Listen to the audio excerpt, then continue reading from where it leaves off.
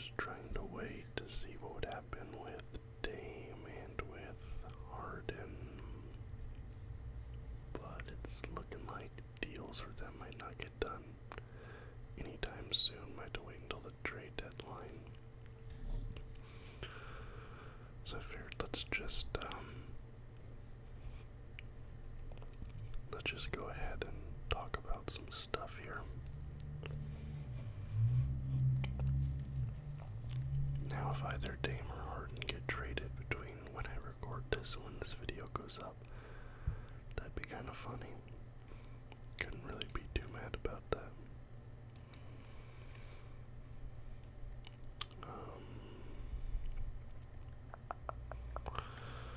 Let me see.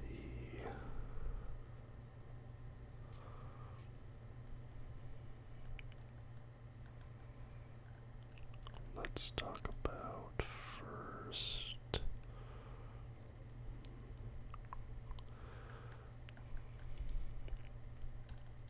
this Wizards deal.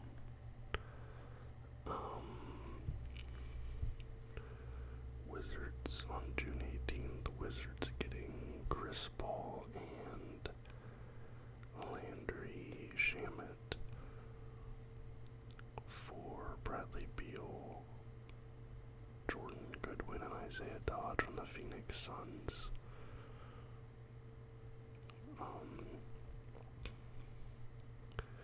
Now this trade kind of goes hand in hand with another trade, so I'm not going to talk about it too much here. I'll just kind of talk about the other one as well. The Wizards then flip Chris Paul to the Warriors for Jordan Poole, and the Wizards also get a 2030 first round pick and a 2027 second round pick. So you have to assume with the current ages of their players, by 2030 the Warriors are probably not in the playoffs. They're probably, I don't know, assuming Steph retires, maybe in 2-3 years, maybe 4 years. That puts us at 2026, 2027. You assume the Warriors will be bad a few years beyond that. Maybe, we'll see. But the Warriors get Chris Paul. I don't like to tell you too much about Chris Paul, but last season, 13.9 points, 4.3 boards, 8.9 assists. Shot 44% from the field.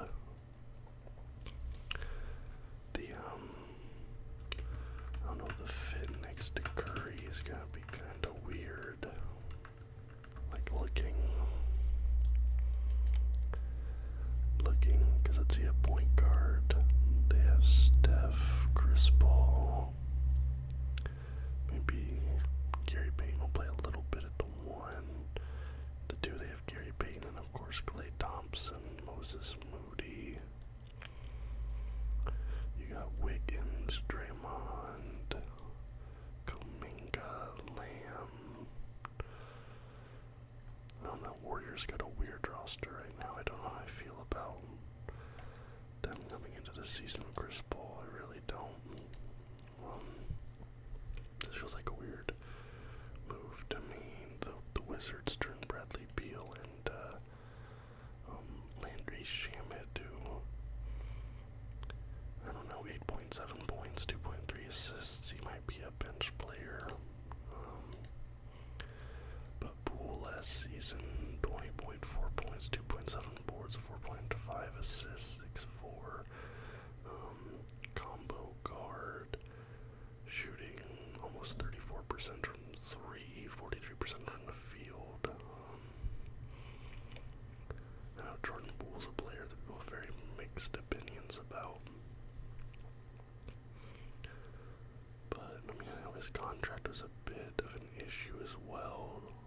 Bradley Beal, though, a lot of people didn't want to take on his contract either, and the Chris Paul situation as well. So it's like, I feel like the Wizards kind of did the best they could have done with this situation.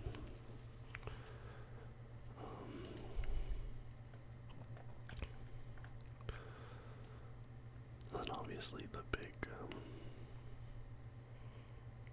let's see.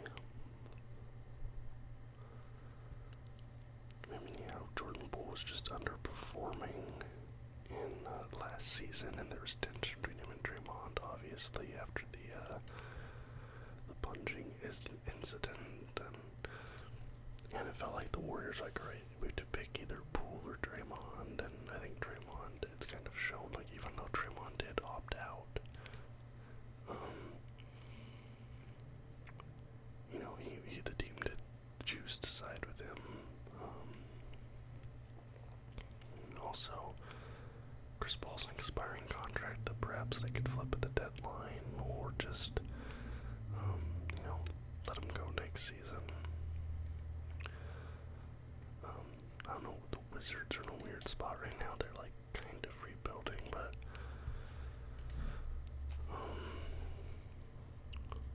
did Kyle Kuzma, did he end up, what happened with Kuzma? I thought they extended him, but did they not?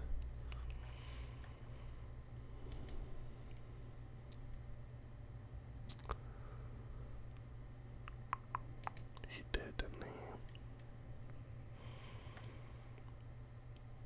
he? Yeah, he did. 4-year, $102 million contract, so Kuzma is coming back. So they have like Kuzma locked up, and Kuzma isn't old, but I think he's a little bit older than Jordan Poole. Jordan Poole is... How old is Jordan Poole? Basketball Reference does not have people's ages. He's 24. Kuzma is 27. I guess it's not a huge difference, but I don't know, the Wizards are in a weird spot right now. But obviously the big part of this trade is Bradley Beal. He's been in Washington like his entire career to this point. He was a guy who people thought might retire in Washington. Some people had kind of criticized him, saying like he cares more about, you know, his contract and getting paid than winning because of what was happening in Washington last season. He put up 23 points, almost 4 rebounds, 5.5 assists on 51% shooting, 37% from 3. And the Suns are now in like a really interesting spot. They got Kevin Durant last season. And then ended up not working out. They still went out in the playoffs because, you know, they went to the final. What was it, like? Was that 3 years ago now or 2 years ago? Suns went to the final. They lost in the final. And then they lost in the Western Conference final, I think, after that. And this year they lost to the Nuggets. I don't remember exactly how that playoff situation went. But it's clear, like, the Suns think they're gonna have to win a final. That is, you know, after getting to one, they want to win a championship. With Devin Booker, so they got Kevin Durant. That was a huge splash deal. Now they bring in Bradley Beal on another big splashy deal. I mean, the issue now for the Suns is kind of a lack of depth. This is a big gamble when you have a lot of guys. Really, Booker and Beal, KD can play off ball pretty good, but Booker and Beal both need the ball to be, you know, effective. But I think they're definitely now probably the second best team in the West behind the Nuggets. Like, on paper, they have to be the second best behind. It looks like they're thinking of running. So I'm just looking at the depth chart. They have Bradley Beal at PG, Saban Lee. At shooting guard, they got Devin Booker, Eric Gordon, and Damian Lee. Small forward, Josh Okogie, Keita Bates-Diop, Eric Gordon, Yuta Watanabe, power forward. Kevin Durant, Yuta Watanabe, Keita Bates-Diop, Drew Eubanks, Bol Bol. So I picked up Bol Bol. At center, you have Ayton, Drew Eubanks, Bol Bol. So I don't know. It feels like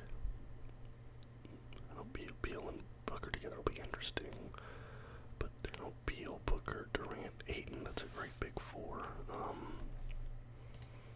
Like I said, I think the betting markets, they might be first or second in the West. I still think they're probably behind the Nuggets, but they're definitely making a push now. It's going to be, can they stay healthy?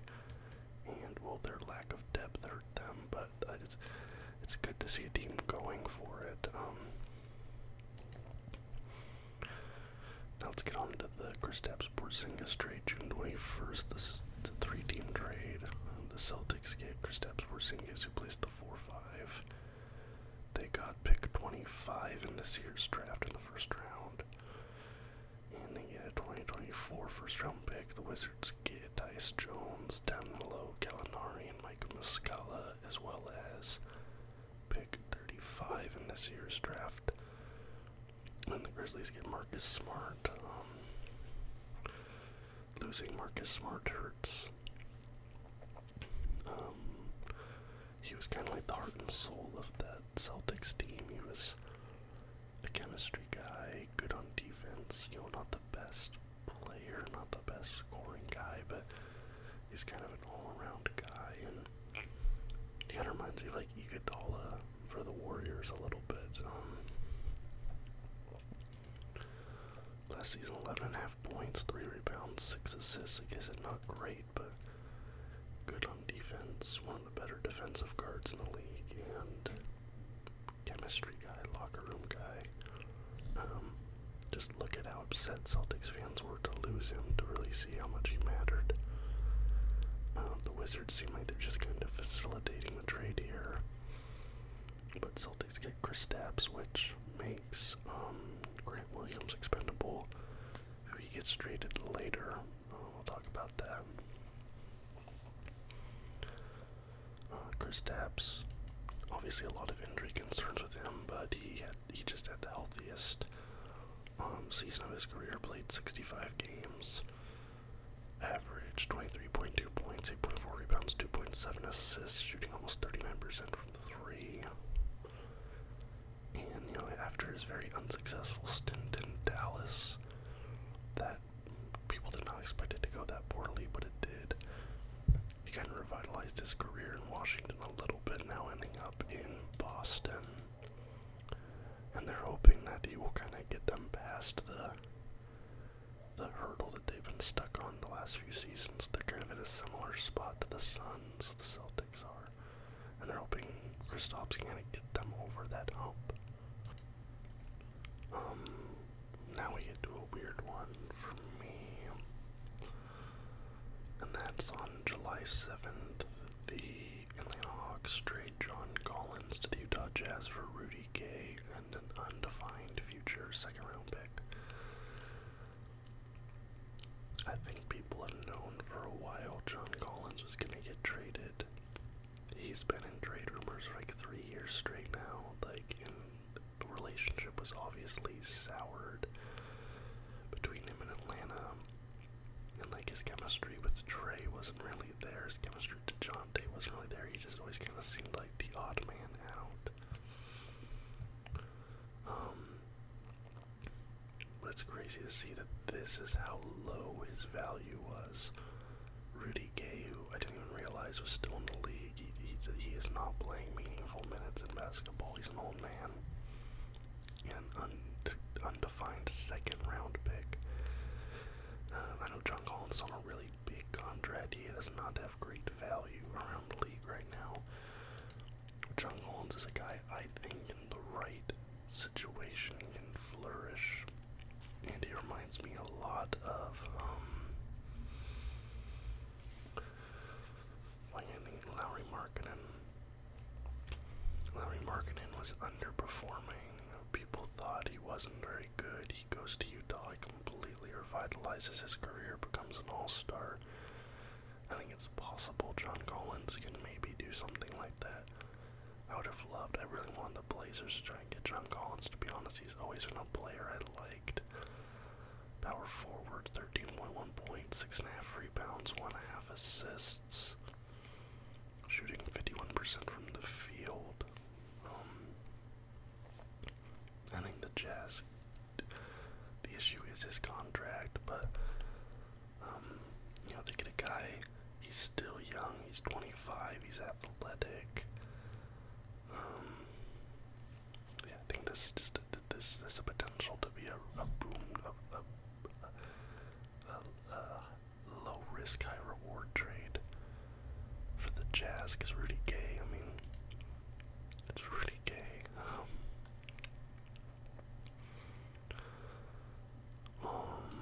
The Rockets get, do I want to do the Rockets or the, yeah, let's talk about the Rockets. The Rockets, no, we'll talk about that later. Sorry, I'm all over the place here. The last trade I want to talk about is the Mavericks. Like I said, I'm not doing every trade, just kind of ones I pinpointed. The Mavericks get Grant Williams and 2 second-round picks. The Celtics get 2 second-round picks, and the Spurs get Reggie Bullock and a 20-30 pick swap with Dallas, so 3-team trade. Reggie Bullock had kind of been, fans wanted him gone for a while. He was just always kind of like around, but never really doing that much. And Mavericks, you know, after the Kristaps Porzingis trade, like I said, that makes Grant Williams expendable for the Celtics. But I think he needs a new contract. Is that true?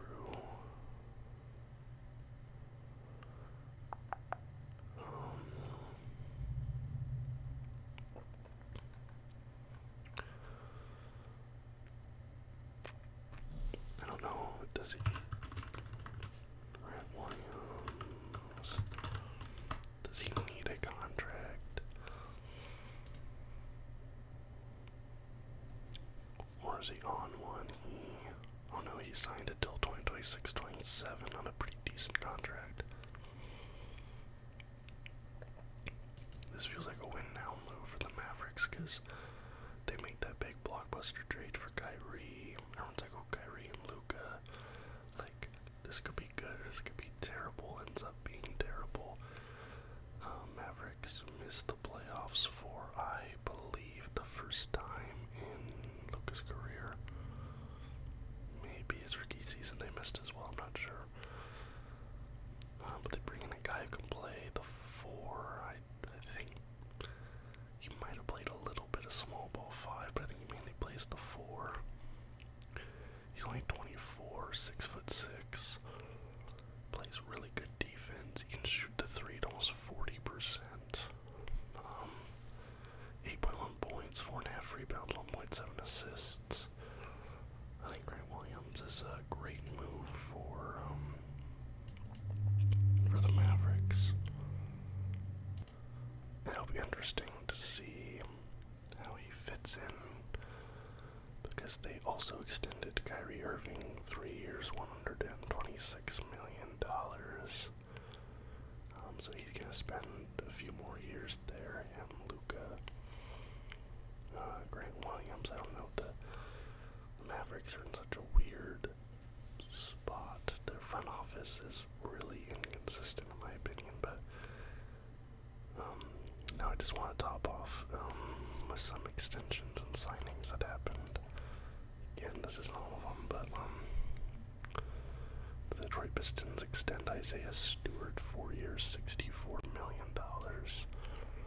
I don't know much about the dude except for he's the one who tried to fight LeBron. 11.3 points, 8.1 boards. I think he's like a 4-5. Notably, this is the first rookie extension that the Pistons have offered since 2011.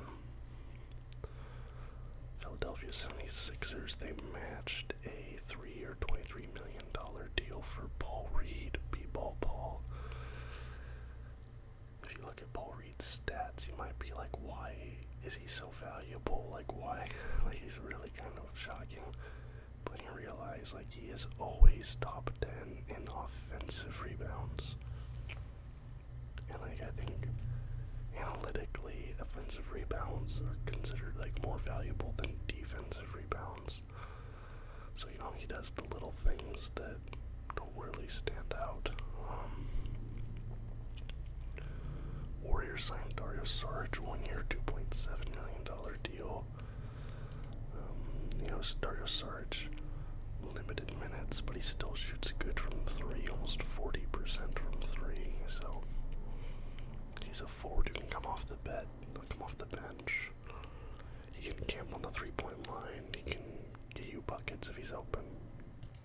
The Atlanta Hawks, they extend Jonte Murray, 4 years, $120 million, 20.5 points, 5.3 boards, 6.1 assists. He's been great for them ever since they got him from the Spurs, I believe. Going into last season, they got him from the Spurs. The Dallas Mavericks offered a 3-year, $33 million contract to Matisse Thybulle that the Blazers matched. Thybulle is a 3-and-D guy, but not much of the 3. His offense is pretty broken, but it's a decent contract for him. I'm not mad about it.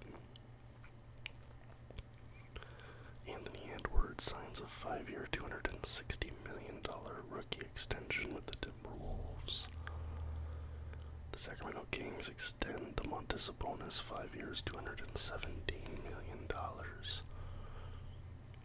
The Clippers lock up Russell Westbrook for 2 more years at $8 million. So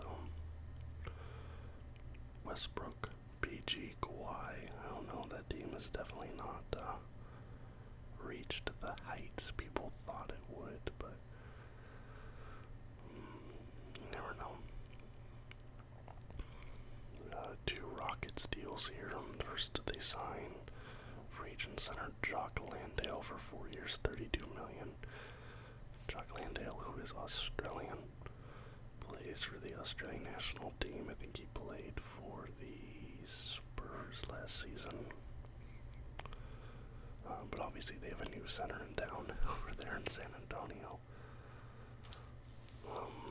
And they also signed Dylan Brooks to a 4-year, $80 million extension, which people are kind of clowning on them for because, I mean, Brooks got a little bit of notoriety thanks to what happened in these playoffs, the regular season, trying to trash talk LeBron. A lot of trash talking in general. But the season before this most recent season, Dylan Brooks was actually pretty solid. Offensively, at least, he's not very good on D, but if Rockets get that Dylan Brooks, this could be good. Kind of a buy low, sell high type thing. LaMelo Ball signs a 5-year, $260 million max rookie extension with the Charlotte Hornets. And the Los Angeles Lakers extend a max extension to Austin Reeves for his, the max they could offer him, 4 years, $56 million.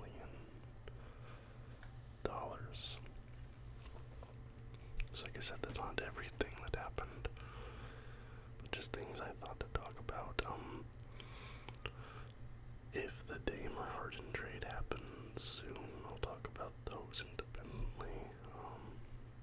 But let me know what so far for you would have been the biggest deals or signings of this offseason.